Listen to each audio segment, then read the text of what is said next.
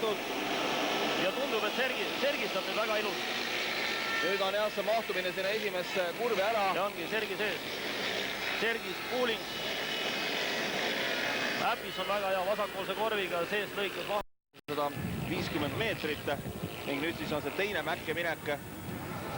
Ja sealt tullakse uuesti alla tagasi, nii et selliselt on see rada siia vanale Tuhamäe. Kas Eesti poiste kohta ka kuskilt näeb?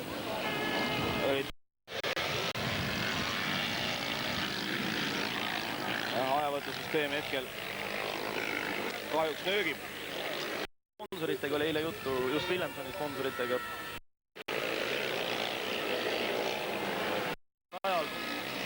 Eile oli sadas vihma enam siin kvalifikatsioonisõit ja rada on nihukene sõit, siis ikkagi, ma arvan küll, et Willemson on vast kiirem. Eesti sõitjad asetsevad, tohuva pohu ja ajavõtusüsteem kõik. Muidugi hea koht vaatamiseks on just see viimane sealt mäest alla tulek, et sealt on näha, et viimane konkurentidele kaasa elada. Nüüd on päris sabas juba. Nüüd on päris sabas. Nii et ilmselt saame... Nüüd hakkab siis pulli saama. Jaa, nüüd on siis see hetk, kui... Juba üritab. Ega Willemson on muidugi selles mõttes uskumatu vend, et kui tundub, et tegelikult ei ole mitte mingit ruumi, mitte kuskil mööda minna, siis ta alati selle kuskil leiab. Kas või võtab lisa kuskil rajaservast. Vaatame nüüd seda alumist kurvi siin. Et nemad on tegu sõitjaga, kes nagu sellist mingit taktikat tegema ei hakka, et kui, siis kohe mööda. No ikka. Et mis siin passida? Ja tal on nagu see ka, et ega tal see korvipoisist ka suurt ei loe tema see sõidukiirus. Lihtsalt mõni korvipoiss väsib rohkem, mõni vähem.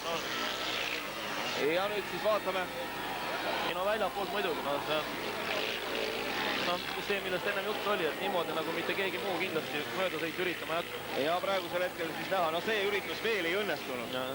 Aga Willemsoni kiirus on jah tegelikult täiesti muljet avaldav. Eks ta praegu läks ka, nihuke tunne nagu ringimees tahtis hakata väljapoolt mööda minema, aga Sergis on ikkagi ka 5-kordne maailmameister, et ju ta ikka natuke sõita oskab, aga no läheb ära.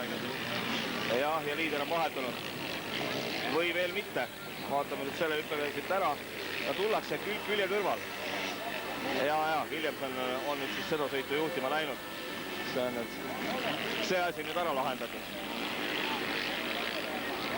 Willemson on muidugi hea vaadata, eks see küünarnukk on kogu aeg siin allapoole, gaas on põhjas ja on neid auke või ei ole või kas see korvipoiss ripub või kallutab. Tal on see käsi kogu aeg ühes õhe.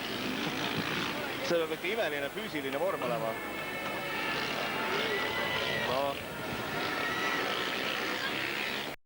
On ringil olnud Willemson.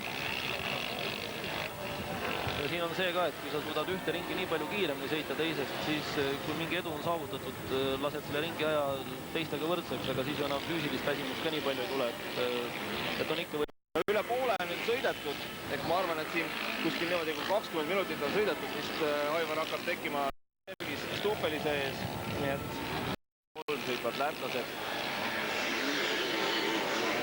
Ja isegi tegelikult eelmise ringi lõppedes 5,5 sekundit oli siis nende edu. Kellega praegu sõidab Van Steinhoven ehk siis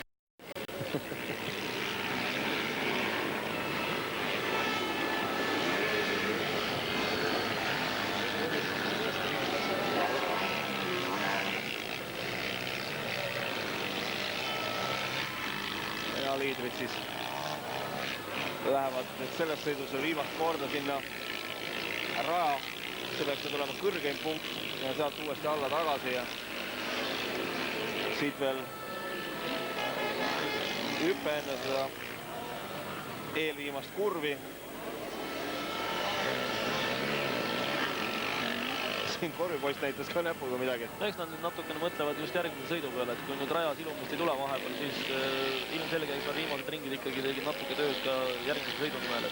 Jah, ja tuleb siis ka sõiduvõit siit Daniel Willemson, Reto Grüter.